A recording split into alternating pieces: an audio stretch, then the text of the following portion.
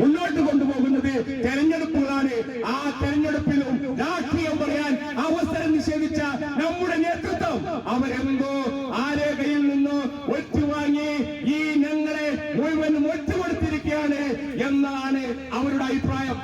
ആ അഭിപ്രായം അവർ പ്രകടിപ്പിക്കുക മാത്രമല്ല, അവരത് ബാലറ്റിലൂടെ പ്രകടിപ്പിക്കും എന്ന കാര്യത്തിൽ ഒരു തർക്കവുമില്ല. 10 വർഷക്കാലം ഭരിച്ച ഒരു ഗവൺമെന്റിന്റെ മിക്ക സ്ഥാനാർത്ഥികളും 5-10 സ്ഥാനാർത്ഥികൾ എന്ന് പറയുന്നത് ഞങ്ങൾ നടപടിയെടുത്ത് ഞങ്ങൾ പുറത്താക്കി അധികാരമോഹം കൊണ്ടുവന്ന് വർഗവഞ്ചകരായി മാറിയ സ്ഥാനാർത്ഥികളാ.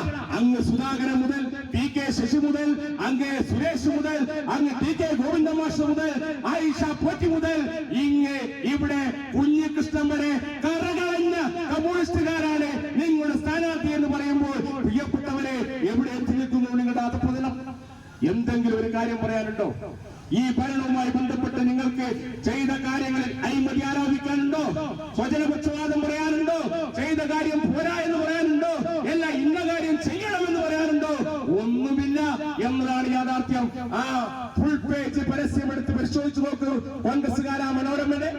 നിങ്ങൾക്ക് എന്തെങ്കിലും ഒരു കാര്യം അതിൽ ചൂണ്ടിക്കാണിക്കാനുണ്ടോ? ഒരു കാര്യവും ചൂണ്ടിക്കാണിക്കാനുള്ള ഇല്ല എന്നതാണ് യാഥാർത്ഥ്യം. ഇപ്പോൾ എന്താ അവസാനം വന്ന് ഡീലിനെ കുറിച്ചാണ് പറയുന്നത്. ആരാമായിട്ടാണ് ഡീല്?